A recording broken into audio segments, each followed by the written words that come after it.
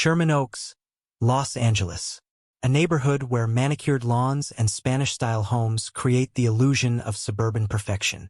Where Tesla sedans sit in driveways worth more than most people's annual salaries. And where the American dream can transform into an American nightmare in the span of a single night. The sound of a car door slamming at 2:47 a.m. on February 23, 2015, would be the last time Mark Thompson heard his wife's voice. Basic security cameras from the corner house captured a woman loading suitcases into a silver Honda Accord while a 3-year-old boy named Tyler slept upstairs, unaware his world was about to shatter. What neighbors thought was a perfect American family had just imploded, setting in motion events that would end with blood on the hardwood floors of the house next door. Before diving deeper into this shocking case that would rock the affluent Sherman Oaks community, viewers should subscribe and hit the notification bell. This documentary contains sensitive content as it examines the tragic events that led to one man's obsession becoming another family's nightmare. The surveillance footage tells a story that words cannot fully capture. Sarah Thompson, 28, mother and wife of 5 years, methodically placing belongings in her car, while occasionally glancing up at the bedroom window where her husband slept. Phone records would later reveal the final piece of her betrayal.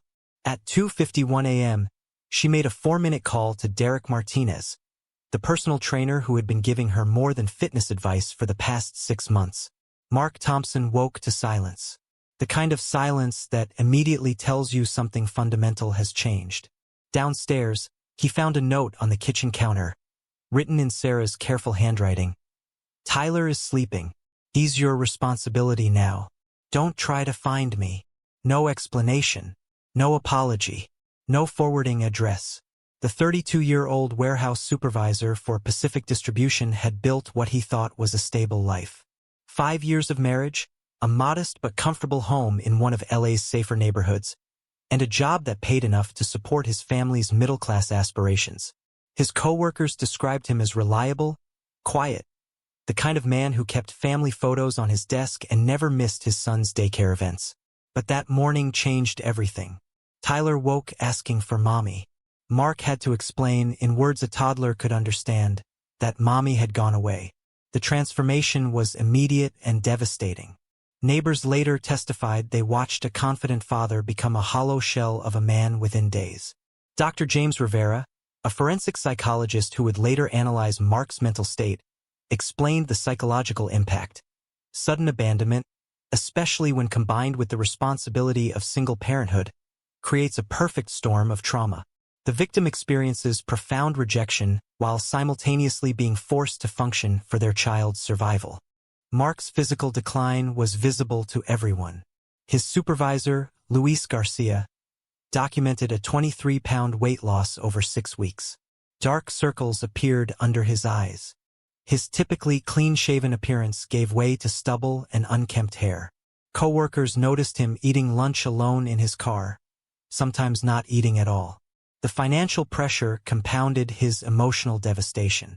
Childcare costs consumed nearly half his monthly salary. Legal consultations drained his savings as he sought advice about Sarah's abandonment and potential custody issues. His credit card statements showed a troubling pattern: takeout meals, energy drinks, and increasingly frequent purchases of alcohol. Digital evidence painted the picture of a man desperately seeking answers. His deleted Facebook account, recovered by forensic specialists, showed frantic messages to mutual friends asking about Sarah's whereabouts. His browser history revealed late-night searches, wife left no explanation, single father support groups, and most concerning, how to make someone come back. 3 houses down from Mark's deteriorating world lived Kavya Sharma, a 29-year-old graphic designer whose own life was quietly unraveling behind a facade of cultural perfection. Born in Mumbai, she had moved to America 7 years earlier after an arranged marriage to Raj Sharma, an ambitious software engineer with dreams of tech startup success. Kavya's days were spent in the converted bedroom that served as her home office, designing websites for small businesses, while Raj worked 12-hour days at his fledgling company, TechFlow Solutions. Their modern home, with its open floor plan and contemporary Indian art, should have been filled with the laughter of children. Instead, It echoed with the silence of unfulfilled promises. Medical records from Cedars-Sinai Medical Center documented Kavya's 4-year struggle with infertility. Dr. Patricia Chen, her reproductive endocrinologist, had exhausted conventional treatments. IVF attempts numbered 7, each failure costing approximately $15,000 and taking an emotional toll that therapy sessions could barely address. Mrs. Sharma presented with secondary trauma related to repeated pregnancy loss, noted Dr. Lisa Park, her therapist. Cultural pressure from extended family, combined with her husband's emotional unavailability, created profound isolation. The cultural burden was immense. Video calls with family in Mumbai invariably included questions about children. Her mother-in-law's not-so-subtle comments about fulfilling a wife's duty echoed through their weekly Skype conversations. In Indian culture, a woman's worth is often measured by her ability to produce offspring, and Kavya felt that failure daily. Raj's startup consumed his attention completely. Investor meetings, coding marathons, and networking events left little time for addressing their marital struggles. Security footage from their home showed Kavya eating elaborate Indian meals alone, preparing dishes that Raj would reheat hours later, if at all. She was drowning in loneliness. Later testified her sister Priya during a police interview conducted via international call. She talked about feeling invisible in her own life. Raj was chasing his American dream while she was losing herself. The irony was profound. 2 houses apart lived 2 people experiencing devastating isolation for completely different reasons. Mark, overwhelmed by unexpected responsibility and abandonment. Kavya, suffocated by unfulfilled expectations and cultural pressure. Neither knew the other existed beyond occasional waves across their driveways. Both were drowning in their separate realities, unaware that their paths would soon intersect in ways that would destroy everything they thought they knew about safety, kindness, and the deadly thin line between compassion and obsession. The stage was set for a tragedy that would shock Sherman Oaks and force an entire community to question how well they really knew their neighbors. March 15, 2015. 4:37 p.m. The security camera mounted on the Martinez house across the street captured what would later be identified as the first moment of contact between Kavya Sharma and Mark Thompson. The footage shows Kavya pausing during her evening walk, observing Mark slumped on his front porch steps, while 3-year-old Tyler played alone in the yard with a broken toy truck. What happened next would set in motion a chain of events that neither could have anticipated. For Kavya, the sight of a clearly struggling father triggered something deeply embedded in her cultural upbringing. In Indian tradition, helping those in need isn't just kindness. It's expected. Seeing Mark's obvious despair and Tyler's neglected state activated an instinct that transcended neighborhood boundaries. The decision took 37 seconds. Security footage shows Kavya standing motionless, watching Mark and Tyler, before turning decisively toward her home. Within an hour, she was knocking on Mark's door with a container of homemade dal, perfectly spiced basmati rice, and a handwritten note. Thought you and your little one might enjoy a home-cooked meal. Your neighbor, Kavya. Mark's reaction was immediate and profound. His brother David later testified that Mark called him that evening, emotional for the first time since Sarah's abandonment. He kept saying, "Someone cared enough to cook for us." He was crying. Mark never cries. He said Tyler devoured the food and asked if the nice lady was coming back. What began as a single gesture of kindness evolved into something far more complex. Over the following 2 weeks, Kavya's food deliveries became a daily routine. Security cameras from neighboring houses tracked her path from her front door to Mark's, containers in hand, staying longer each time. The interactions progressed naturally. Tyler, starved for maternal attention, gravitated toward Kavya with an enthusiasm that broke her heart and filled a void she'd carried for years. Neighborhood observer Mrs. Eleanor Chin later told investigators, "That Indian woman was there every day around 5 p.m. I could hear the little boy laughing for the first time since his mother left. She was playing with him in the yard, teaching him games." For Kavya, Tyler represented everything she'd been denied. When he hugged her legs and called her Auntie Kay, something inside her responded with fierce protectiveness. Here was a child who needed mothering, whose own mother had abandoned him. Her instincts kicked in with startling intensity. Mark's interpretation of these interactions was fundamentally different. Where Kavya saw a child in need of care, Mark saw a woman choosing his family over her own obligations. A woman who came to his home every day, who smiled when Tyler ran to her, who seemed genuinely interested in their well-being. The babysitting arrangement began innocently enough. Mark's warehouse supervisor, Luis Garcia, had started scheduling mandatory overtime shifts due to increased spring shipping demands. Mark approached Kavya hesitantly, offering to pay her for watching Tyler during his late evening shifts. "I don't need money," Kavya told him, according to Mark's later testimony. "Tyler is a sweet boy. I'm happy to help." This response, meant as neighborly kindness, triggered something deeper in Mark's traumatized psyche. A woman was choosing to care for his child without expecting anything in return, something his own wife had failed to do. The emotional boundaries began deteriorating during their third week of interaction. Phone records show calls between their landlines starting at 9:30 p.m., after Tyler's bedtime, extending past midnight. The conversations started practically, discussions about Tyler's eating habits, bedtime routines, and daycare pickup schedules. But loneliness has a way of transforming practical discussions into intimate confessions. Mark began sharing details about Sarah's betrayal, his feelings of inadequacy as a father, his terror about failing Tyler. Kavya, isolated in her own home while Raj worked 18-hour days, found herself opening up about her infertility struggles, the pressure from her in-laws, and her growing sense of invisibility in her own marriage. The turning point came on April 8, 2015. Raj had called to say he wouldn't be home until after midnight, another investor dinner that couldn't be missed. Tyler had been fussy all evening, crying for his mother and refusing to eat. When Mark called Kavya in desperation, she came immediately.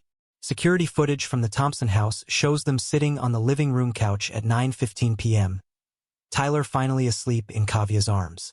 The conversation that followed, reconstructed from Mark's later testimony and Kavya's statements to police, would prove to be the moment their relationship crossed an invisible line. Mark broke down completely. The stress of single parenthood, the betrayal, the constant fear that he was failing Tyler, it all poured out. And Kavya, seeing this broken man who reminded her of her own pain, reached out and placed her hand on his shoulder. The touch lasted 17 seconds, according to the timestamp on the security footage. But in Mark's fractured emotional state, those 17 seconds became something else entirely. Physical comfort from a woman who cared about his son. Tenderness he hadn't experienced since Sarah's emotional departure months before the physical one. For Kavya, it was simple human compassion. For Mark, it was confirmation that his growing feelings weren't one-sided. Tyler stirred in Kavya's arms, and she instinctively adjusted her hold. Maternal instincts in full display. Mark watched this scene. A beautiful woman holding his son with natural tenderness. And something clicked into place in his mind. That night, after Kavya returned home, Mark sat at his computer and typed searches that would later become evidence. How to know if she likes you. Signs a woman is interested. And most telling, Indian women and American men dating. The foundation was set. Two wounded people had found comfort in each other's pain, but they were interpreting that comfort through completely different lenses. Kavya saw neighborly duty and maternal fulfillment. Mark saw the beginning of something that could heal his shattered life. Neither understood how dangerous their mismatched expectations would become. April 15, 2015. The day Mark Thompson's gratitude began its dark evolution into something far more sinister. What started as appreciation for a neighbor's kindness transformed into systematic observation, detailed documentation, and ultimately, dangerous delusion. Police would later discover a composition notebook hidden beneath Mark's mattress, filled with meticulous handwriting that chronicled Kavya's daily routine with disturbing precision. 7:30 a.m. Makes chai, stands by kitchen window for exactly 4 minutes, always looks toward Tyler's room. 2:15 p.m., walks buddy, golden retriever, same route every day, stops to check mailbox on return. 11:45 p.m., bedroom light off, except Tuesdays when Raj works late, Then 1:20 a.m. The notebook contained 47 pages of such observations, spanning 6 weeks of surveillance that Kavya never suspected. Mark had transformed from grateful neighbor to meticulous stalker, tracking her movements with the dedication of a private investigator. The entries grew increasingly personal and invasive. Grocery shopping Thursdays at Ralph's on Ventura Boulevard. Always buys ingredients for Indian food I've never seen her make for Raj. Mark's digital footprint during this period revealed the depth of his fixation. His basic smartphone's location services showed daily drives past Kavya's house, sometimes multiple times per day. Screenshots recovered from his phone displayed systematic monitoring of her Facebook profile, capturing every post, every photo, every comment. He created fake accounts under names like Mike Taylor and Matt Stevens to view her limited Instagram posts without detection. The physical escalation began subtly. Mark started appearing at the Ralph's grocery store every Thursday at 3:15 p.m., positioning himself where he could observe Kavya shopping without appearing to follow her.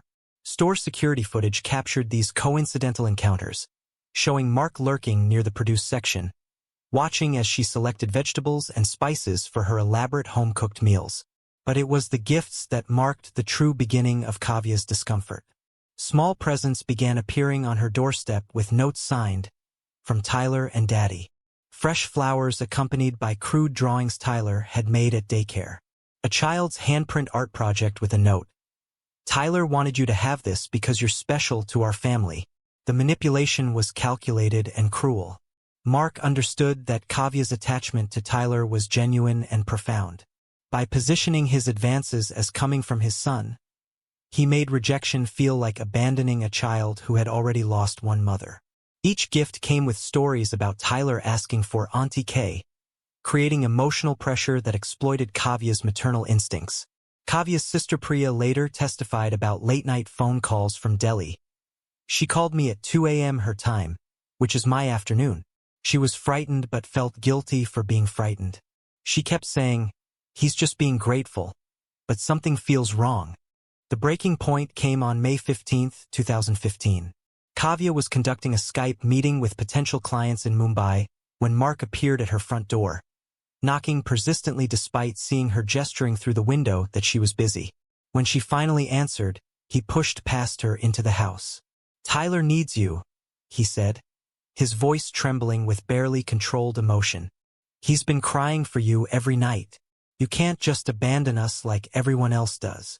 The clients in Mumbai could hear the commotion through her laptop microphone, witnessing Kavya's obvious distress as she tried to maintain professional composure while dealing with an increasingly agitated Mark. That evening, Kavya attempted to establish boundaries. Phone records show a 23-minute conversation where she tried to explain that while she cared about Tyler, Mark's behavior was becoming inappropriate. His response revealed the depth of his delusion. "You don't understand what you mean to us. Tyler loves you like a mother. I've never felt this connected to anyone. We're meant to be a family." When Kavya gently explained that she was married and couldn't be the solution to his problems, Mark's reaction was immediate and frightening. Text messages sent throughout the following week showed emotional manipulation designed to induce guilt. "Tyler keeps asking where Auntie Kavya is. I had to tell him you're too busy to see us anymore. You said you wanted to help us heal. Was that all a lie?" The gifts escalated in both expense and intimate nature. A gold bracelet appeared on her car windshield with a note, "Beautiful jewelry for a beautiful soul." Expensive perfume was left at her door with Tyler's drawing attached. "Daddy says this smells like you." Each gift made Kavya more uncomfortable, but Mark's use of Tyler as emotional leverage made rejection feel like cruelty toward an innocent child. Kavya's attempts to minimize contact only intensified Mark's behavior. Surveillance footage showed him parked outside her house at night, sometimes for hours, watching her bedroom window. He began timing his own errands to coincide with hers, appearing at the dry cleaner, the gas station, and her local Starbucks with uncanny frequency. Mark's workplace performance deteriorated rapidly. His supervisor Luis Garcia documented missed shifts, late arrivals, and a general decline in his previously reliable work ethic. Coworkers noticed him checking his phone obsessively, taking long lunch breaks that coincided with Kavya's daily routines. His social isolation deepened as his obsession consumed his attention. His brother David later testified, "Mark stopped returning my calls in late May. When I drove by his house to check on him and Tyler, he seemed paranoid. Kept asking if I'd talked to anyone about his situation. He looked terrible, thin, hollow-eyed, like he wasn't sleeping." The fantasy had completely replaced reality in Mark's mind. Every polite wave from Kavya became confirmation of mutual attraction. Her walking her dog past his house was interpreted as checking on him and Tyler. When she smiled at Tyler playing in the yard, Mark saw secret signals meant only for him. By the end of May, Kavya had quietly consulted with an attorney about obtaining a restraining order. But cultural pressure from her family in India complicated her decision. Her mother-in-law's voice echoed during their weekly calls, "Don't create unnecessary drama with neighbors. These Americans are different. Just avoid him." Mark sensed her pulling away and began making preparations that suggested he understood their current arrangement couldn't continue indefinitely. Credit card records showed purchases that police would later characterize as deeply concerning. Basic surveillance equipment, camping gear suitable for extended outdoor observation, and most troubling, a folding knife advertised for personal protection. The neighbor who had once brought comfort to a struggling single father had become the object of a dangerous fixation that threatened to destroy multiple lives. Kavya's simple act of kindness had awakened something in Mark that rational thought could no longer control. June 15, 2015. The restraining order that was supposed to protect Kavya Sharma instead became the trigger that pushed Mark Thompson over the edge into lethal territory. At 2:47 p.m., two uniformed LAPD officers knocked on Mark's door, serving him with legal documents that would change everything. Neighbor witness Patricia Hernandez, who lived directly across the street, watched the scene unfold from her kitchen window. "Mark read those papers right there on his front porch," she later testified. "He crumpled them up and threw them at Mrs. Sharma's house. Then he started pacing back and forth, running his hands through his hair like a crazy person." The violation of the restraining order began within hours. By 6:30 p.m. that same evening, Kavya discovered dead roses scattered across her car windshield, their black petals arranged around a handwritten note. "Beautiful things die when neglected. Is this what you want?" The message was written in block letters, but the paper matched the notebook pages police would later find in Mark's bedroom. The harassment escalated with terrifying creativity. Anonymous packages began arriving at the Sharma residence, each containing items that demonstrated intimate knowledge of Kavya's Indian heritage. A broken statue of Ganesha with a note, "Even gods can't protect you from destiny." Traditional Indian bangles, cracked and bloody, with a message, "These should be wedding gifts, not restraining order gifts." Mark's landline voicemails, recorded by the Sharma's answering machine, revealed a man completely detached from reality. "Tyler asked me today if Auntie Kavya is coming to his birthday party next month." One message began, his voice eerily calm. "I told him yes because I know you wouldn't disappoint him. You wouldn't abandon a child who loves you like a mother, would you?" The final letter, discovered by police on Kavya's nightstand after the deadly confrontation, contained Mark's most chilling delusion. "Raj doesn't deserve you. He leaves you alone every night while I would worship you every day. Tyler needs a real mother, not some career-obsessed man who can't even give you children. We are meant to be a family. God brought us together through Tyler. Stop fighting destiny." June 28, 2015. The night that would end with blood on hardwood floors began with an ordinary phone call. At 6:30 p.m., Raj called Kavya from his downtown office, his voice tired but familiar. "Another investor meeting ran late. Don't wait up for me. I'll probably be home after midnight." Phone records show this call lasted 93 seconds, a brief conversation that would haunt Raj for the rest of his life. By 8:15 p.m., neighbors reported seeing a figure moving between parked cars on their quiet residential street. Mrs. Chan observed someone watching the Sharma house from multiple vantage points, noting in her later police statement, "I thought it was suspicious, but I didn't want to call police over someone just standing on a public sidewalk." At 9:45 p.m., Kavya was having her final normal moment of the evening, a Skype call with her mother in Mumbai. discussing plans for Diwali celebrations later that year. Security footage from the Martinez house across the street shows lights on throughout the Sharma residence. Kavya's silhouette visible in the kitchen window as she prepared her nightly chai. Mark had spent weeks studying the Sharma's basic security system, learning its patterns and vulnerabilities. At 10:30 p.m., he disabled the rear door alarm using techniques he'd researched online, entering through the back door that led directly into their kitchen. The house's simple motion sensors were easily avoided by someone who knew the family's routines as intimately as Mark did. For 40 minutes, Mark moved through the Sharma home like a ghost. Police reconstruction based on fingerprint evidence and disturbed objects showed he spent time in every room, touching Kavya's possessions, looking through photo albums, and apparently staging items for reasons only his fractured mind understood. At 11:10 p.m., Kavya ended her call with her mother and began her usual evening routine. Walking toward the kitchen for a glass of water, she noticed her spice rack had been rearranged. Then she saw the back door standing ajar, its security chain hanging loose. The realization hit her with paralyzing terror. Someone had been in her house. Someone was possibly still in her house. At 11:25 p.m., Kavya discovered Mark in her bedroom, sitting calmly on the bed where she and Raj slept, holding a framed photo of her and Tyler from one of their innocent neighborhood interactions. She locked herself in the master bedroom closet, her hands shaking as she dialed 911. The emergency call, later played in court, captured Kavya's whispered terror. "Please help me. Someone broke into my house. He's been stalking me for weeks. I have a restraining order. He's in my bedroom. I'm hiding in the closet. Please hurry." At 11:43 p.m., Raj arrived home early from his meeting, immediately noticing the broken back door lock. He called police while grabbing a Louisville Slugger baseball bat from their garage, the same bat he'd bought years earlier with dreams of teaching future children how to play America's pastime. At 11:47 p.m., the confrontation that ended Mark's obsession began when he emerged from the bedroom. No longer the broken single father seeking help, but a man transformed by months of delusion into something dangerous and unpredictable. Neighbors described hearing shouting, wild-eyed screaming about family and destiny. According to witness statements, Mark had brought a legally purchased Glock 19 handgun, a weapon he'd bought weeks earlier for what he described to the gun store clerk as protecting my family from people trying to break us apart.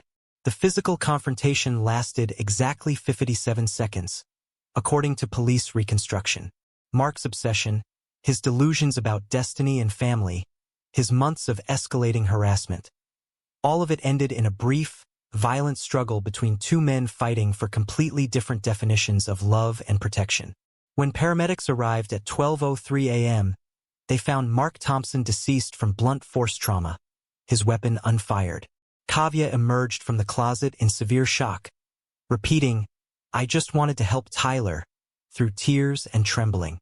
The crime scene photos would later show the devastating end to what had begun as a simple act of neighborly kindness. Mark's notebook, still clutched in his hand, was open to a page that read, June 28th. Tonight everything changes. Tonight we become the family we were meant to be. Instead, it became the night that obsession finally met the violent reality of its own impossibility. The investigation that followed Mark Thompson's death painted a picture so disturbing that even veteran detectives struggled to comprehend the scope of his obsession. For 6 weeks, the LAPD's Threat Assessment Unit meticulously reconstructed the timeline of stalking behavior that had consumed Mark's final months of life. Detective Maria Santos, lead investigator on the case, described the evidence as overwhelming. Mark's smartphone contained 847 photos of Kavya, taken without her knowledge, images captured through windows, at grocery stores, during her daily walks. His laptop revealed detailed Google Earth studies of her neighborhood, with routes mapped and timed to maximize surveillance opportunities. The notebook found clutched in Mark's hand contained entries that revealed a man completely detached from reality. Pages detailed imaginary conversations with Kavya, elaborate wedding plans incorporating Indian traditions he'd researched obsessively, and disturbing fantasies about eliminating Raj to create the family he believed destiny intended. After a 3-day hearing, The Los Angeles County District Attorney's Office issued a clear ruling on Raj's actions.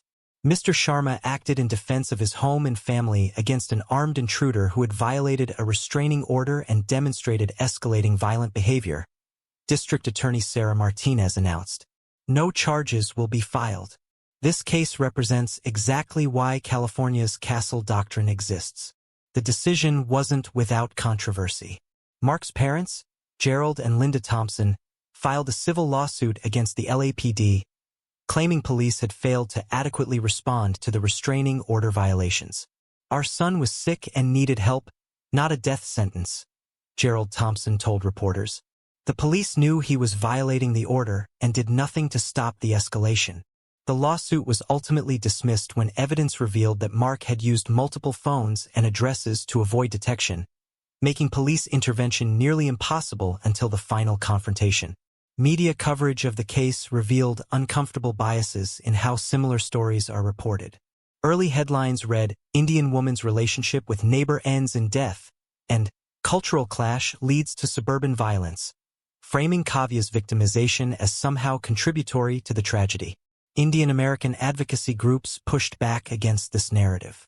Kavya Sharma was a victim of stalking and attempted murder, stated Priya Nair, director of the South Asian Women's Alliance. The coverage suggesting this was somehow a relationship perpetuates dangerous myths about consent and victim responsibility. The Sherman Oaks neighborhood struggled to process the violence that had erupted in their quiet community. Property values dropped by an average of 8% within 6 months, as potential buyers worried about the area's safety.